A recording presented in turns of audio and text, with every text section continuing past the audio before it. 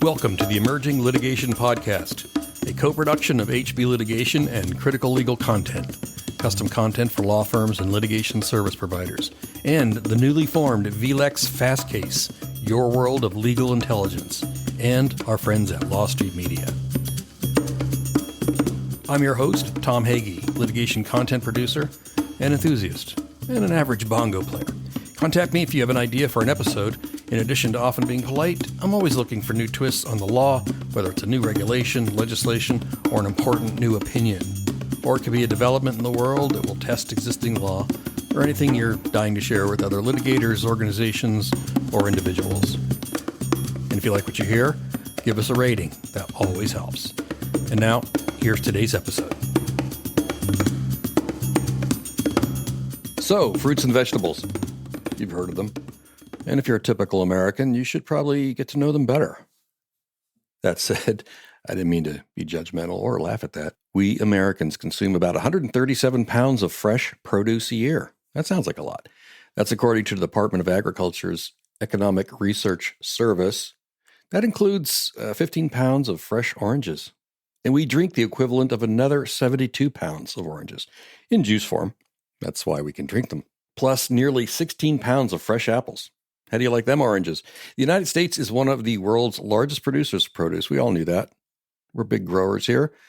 That accounts for about 10% of global production.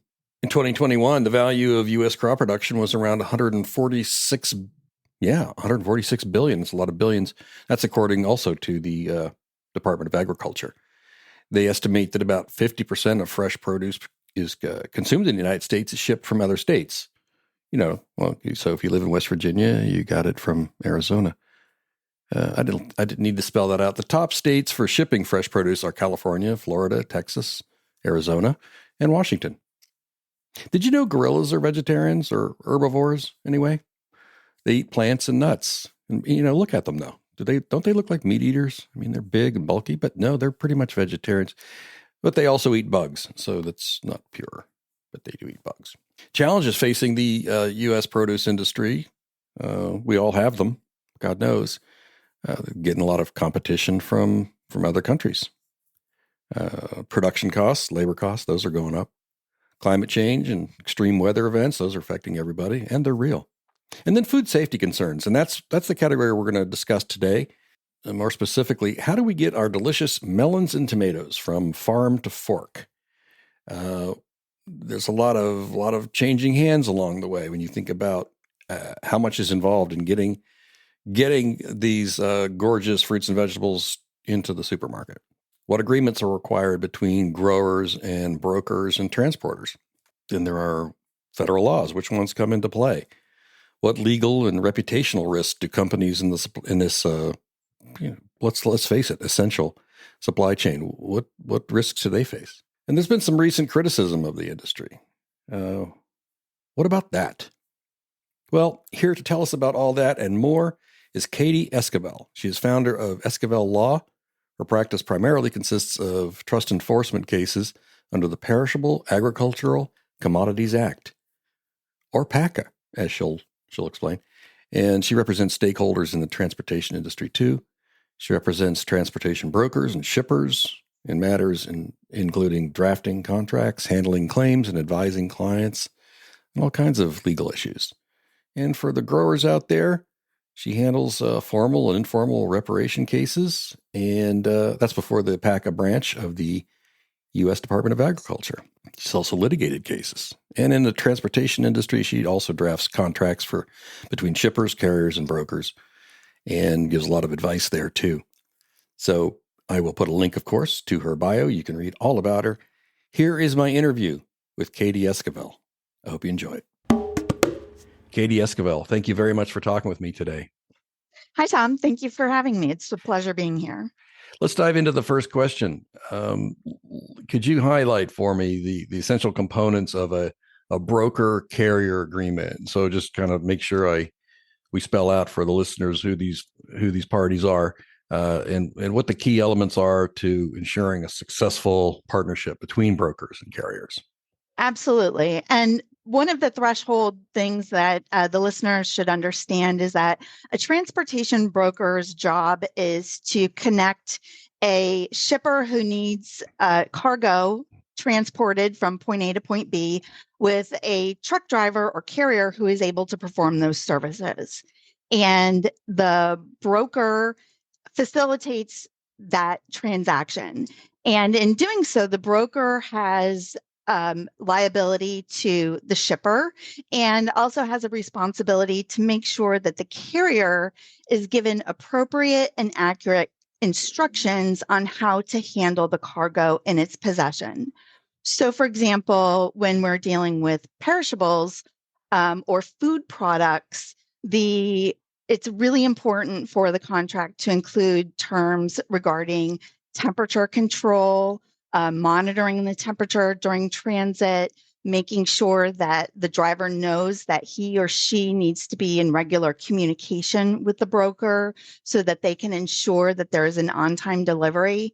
And they can also help the carrier if something goes wrong, and they can help make sure that the transaction still goes smoothly to the best of their ability. Okay. And as with any industry, sometimes things can go wrong, and then there is insurance coverage. Just briefly, what kind of insurance coverage do these companies have, and what might be a typical claim, for example? Most of the time, brokers have their own liability insurance as a threshold issue. Then the carriers themselves have insurance on their vehicle and on the trailer. And then another really important component is to have cargo insurance. So if there's damage to the cargo that is inside the trailer, there's coverage for that. And in loads where the cargo is temperature controlled, say, for example, frozen foods of some sort or refrigerated product that needs to be held at a specific temperature, there's also insurance policies that cover the refrigeration mechanism within the trailer. And so that's also a really important policy to have in place when transporting temperature controlled goods. Okay. All right. Now, I should have asked, and in the next question I've got is, to what extent does the thorough vetting, selection, and ongoing monitoring of motor carriers matter for a freight forwarder's operations? A freight forwarder is another way of saying a shipper, correct? It can be used to describe either a shipper, or it can be used to be described as a broker. Okay. A freight forwarder can wear a lot of different hats, but really at the end of the day, we really try to emphasize with our broker clients that vetting carriers is critically important to the success of their business. In vetting carriers, we recommend that brokers investigate the ownership of the carrier, look at what their safety ratings are, look at how they train their drivers. And when they do that, they can ensure that they are hiring carriers who behave in a professional manner and are well equipped to transport the cargo from point A to point B. And those types of carriers are ones that are willing and able ordinarily to make sure that the cargo is handled appropriately if there's a problem, if it's rejected, if there's an accident while the cargo is en route to the destination.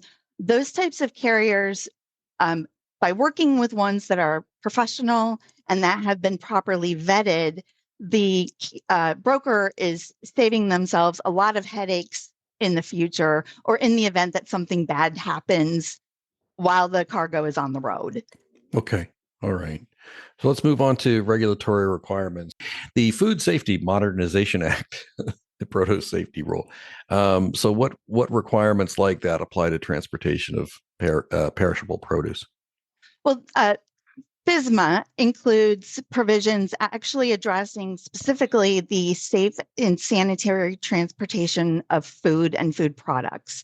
And that requires carriers to make sure that their trucks are clean, to make sure that they aren't hauling, say, pesticides And then the next load they haul might be, say, fruits or vegetables, something that humans would consume and where there's a possibility of contamination. The carriers are required to wash out their vehicles on a regular basis. And for the industry as a whole, all of the stakeholders are very involved in ensuring that each party has obligations to make sure that FSMA regulations, requirements, and standards are adhered to by the shipper, the broker, and of course, the carrier who's actually performing the services. So how do they do that? Yeah, go ahead. One of the most important ways that they do that, obviously, there's cleanliness and there's shippers must inspect the trailer before they load it.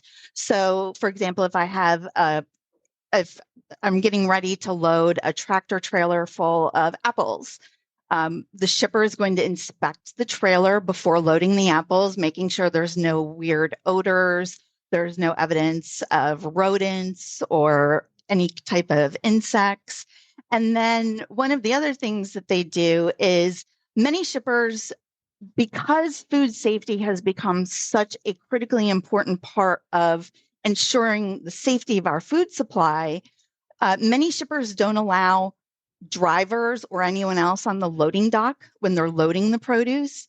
They are taking every effort to minimize the number of hands that are touching the food before it gets on the truck. When it is on the truck, they oftentimes will apply what's called a seal to the truck. So once the trailer doors are closed, a seal is applied, and that has a unique number assigned to it if it's resistant to tampering. So if anyone tries to break it or manipulate it or get it off, it's almost like a zip tie. You can't get it off without cutting it. And that in and of itself, if there's a broken seal, automatically, if the cargo in the trailer is food, that is automatically deemed adulterated and it cannot be used for human consumption. Okay. So I don't know, is this a separate question? Right? How do logistics providers ensure compliance? They ensure compliance by limiting people who have access to the food. They do that by ensuring that they have written policies and procedures for who can be on the loading dock, for who applies the seal, for making sure the seal number is noted on the bill of lading and any other documents related to the transportation.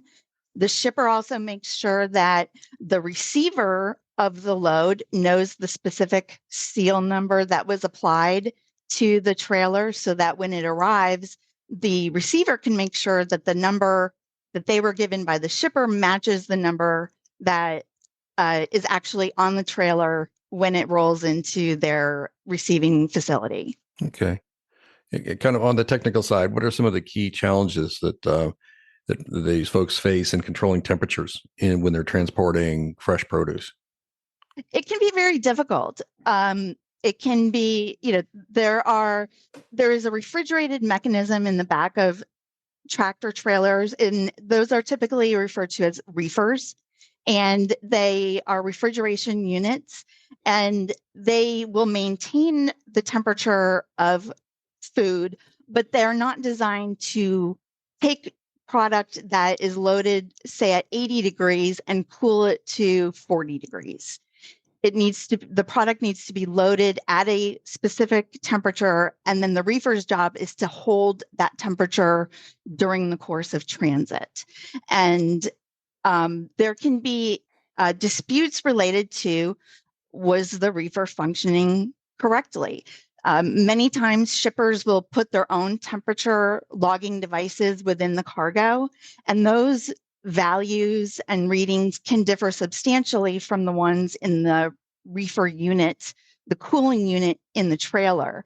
So I've had cases where, say, a load of blueberries was supposed to be transported at 36 degrees.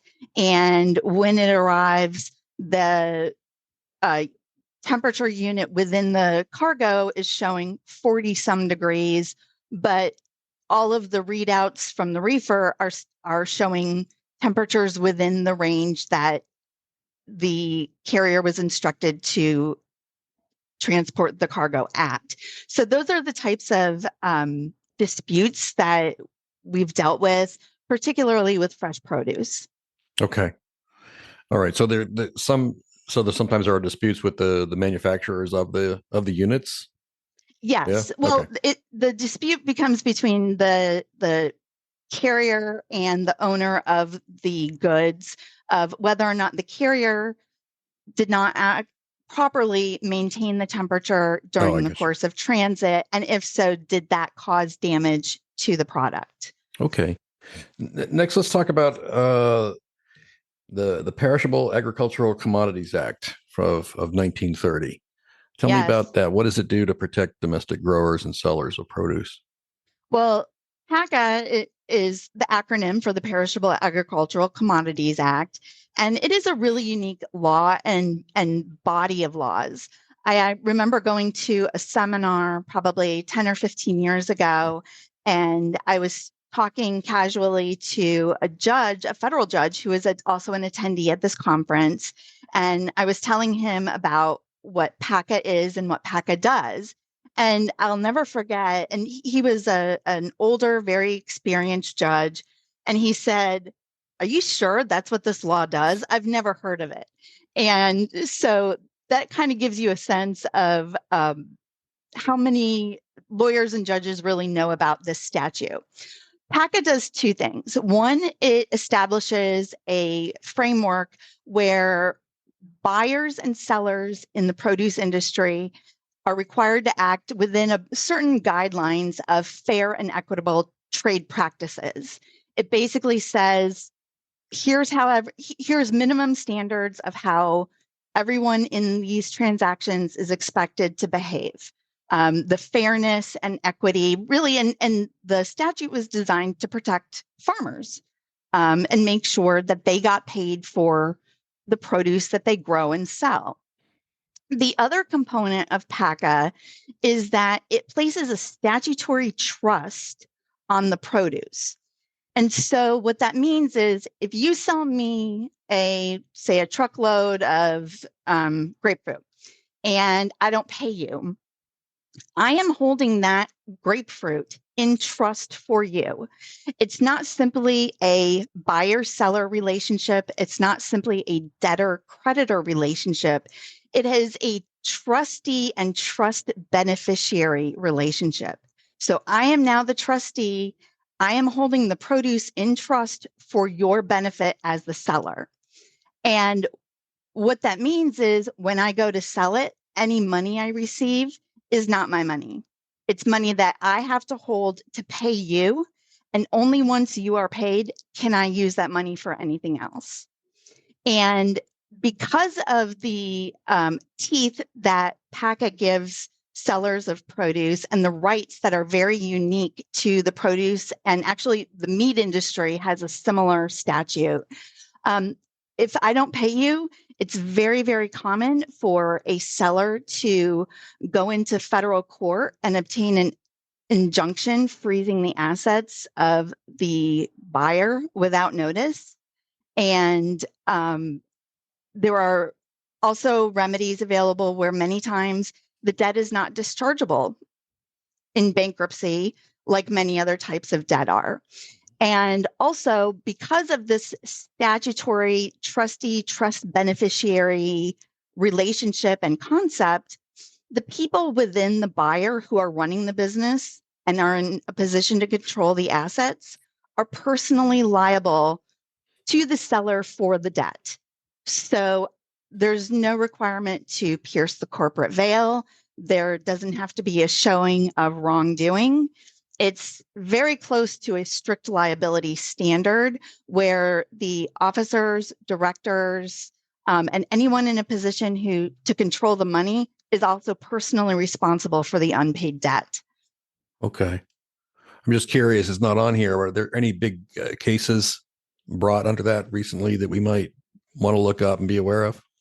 One of the ones that you may want to look at is there's a bankruptcy case involving Dean Foods.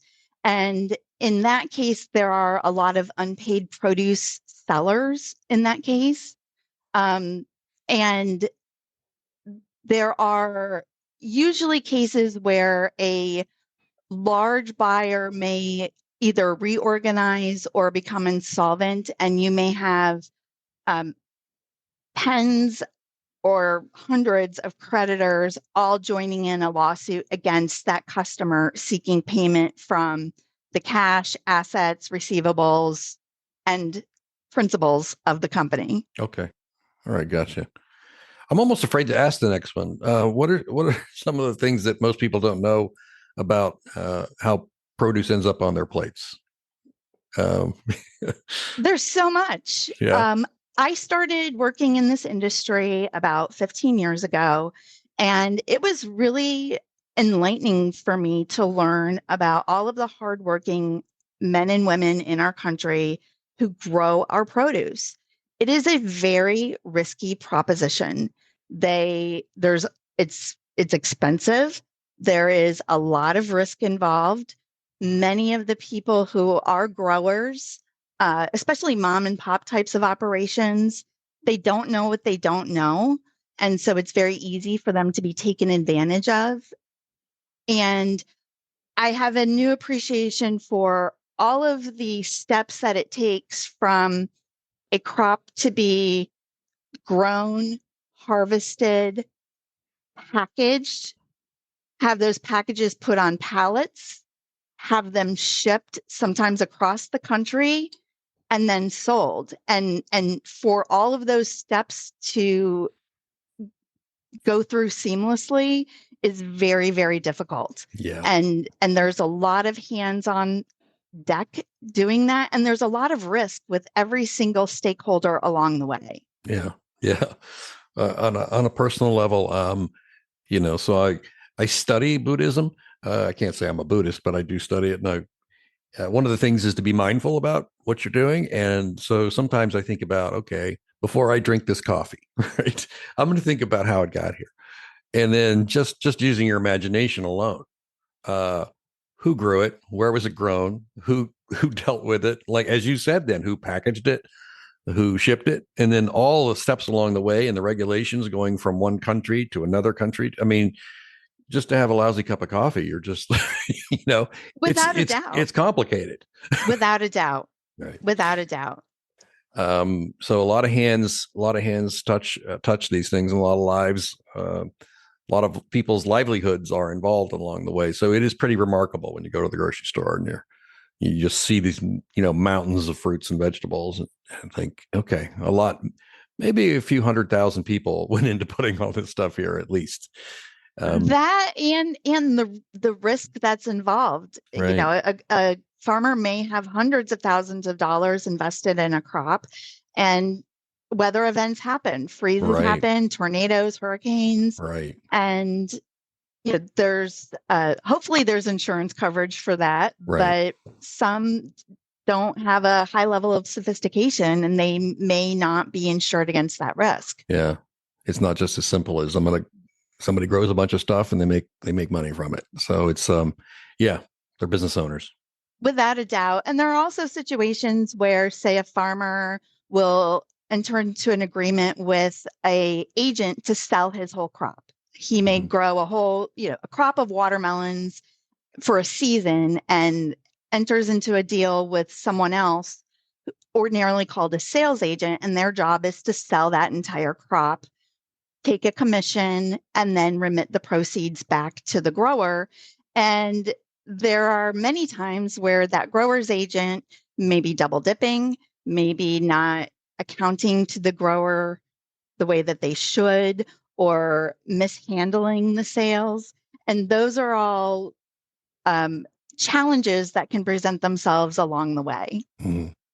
What are some of the areas where representing the produce industry overlaps with other areas of law? And as you were just talking just now, I started thinking about, like, even in the competition realm, about all of the different alleged monopolies of this type of produce, or this type of, certainly in meat and poultry has been a real challenge, and a lot of lawsuits and government action over that. But from your perspective, what other areas of law overlap with what you do representing the produce industry? One of the unique issues that I was recently challenged or presented with by one of my clients was actually the overlap of intellectual property and the produce industry.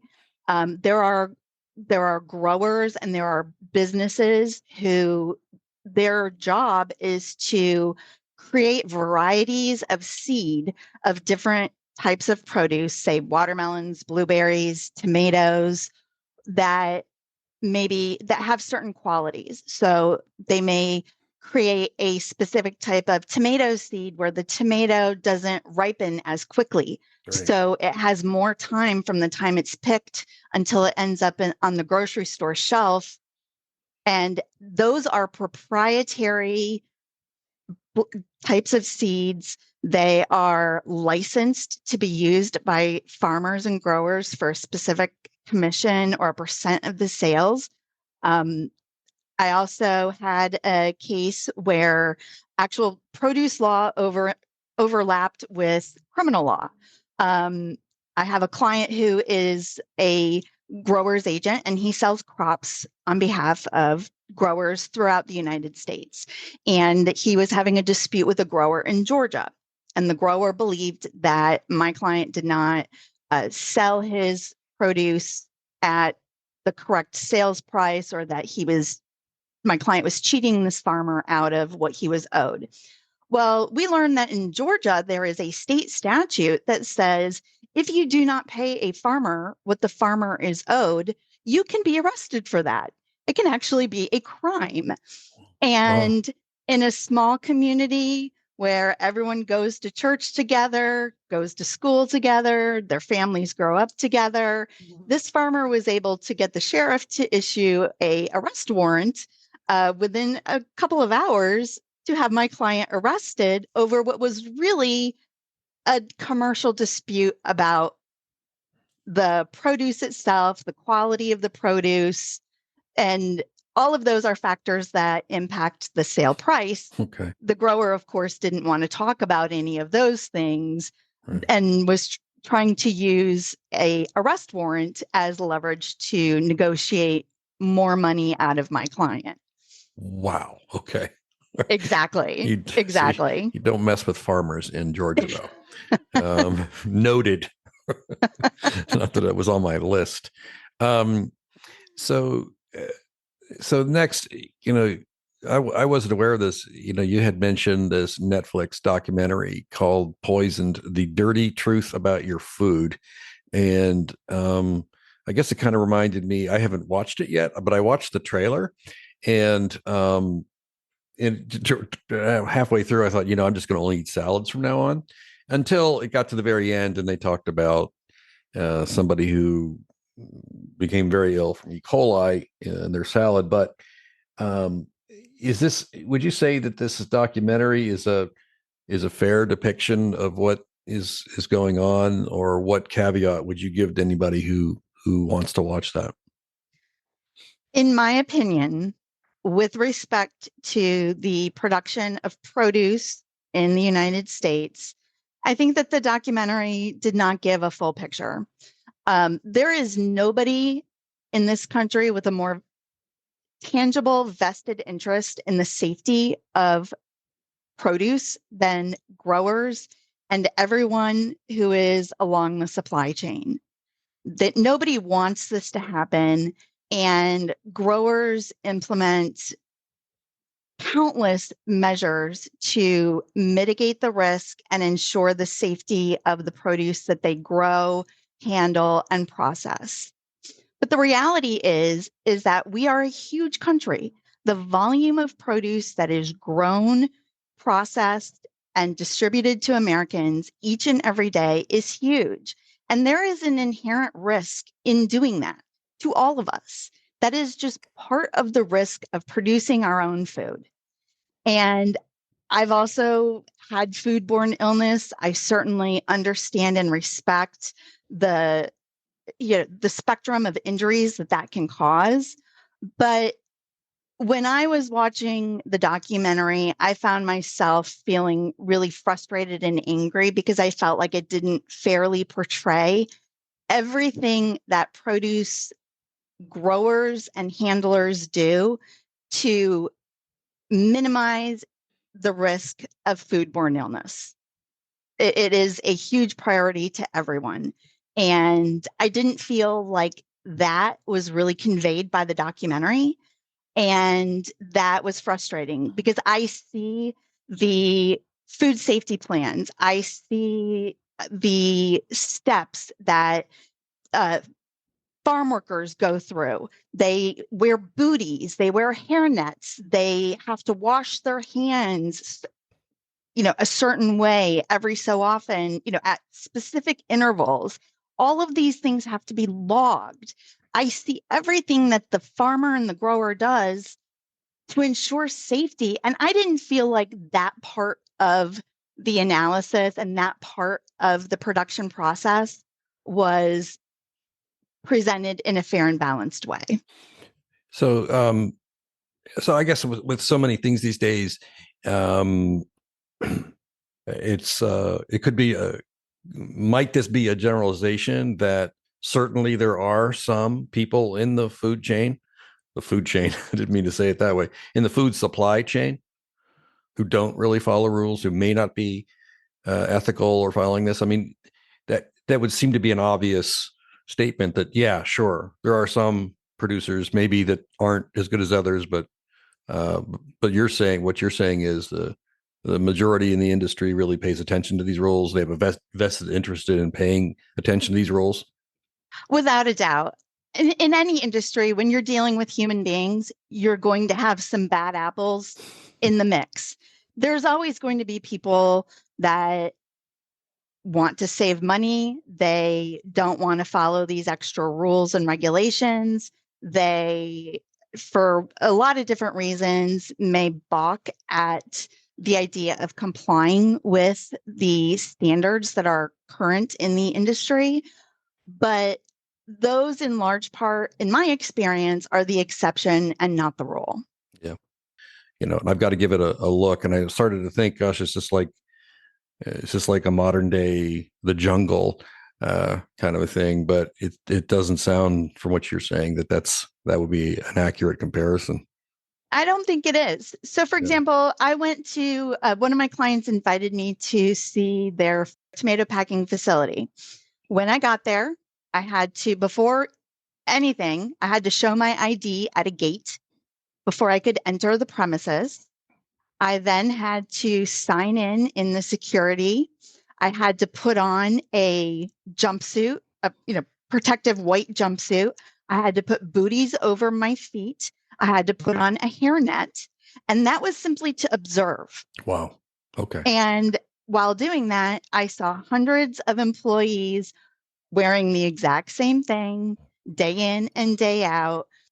More often than not, that's the bare minimum that you see. People in the industry want their produce to be safe. Nobody wants a food safety event to be traced back to them, their company, their business, or even the growers that they're purchasing from.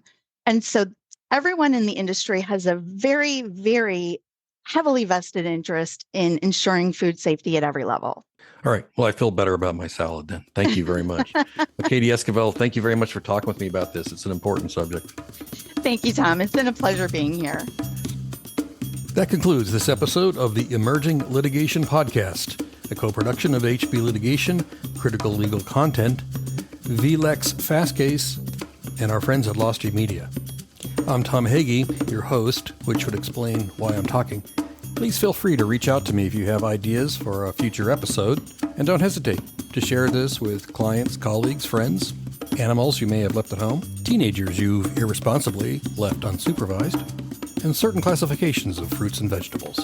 And if you feel so moved, please give us a rating. Those always help. Thank you for listening.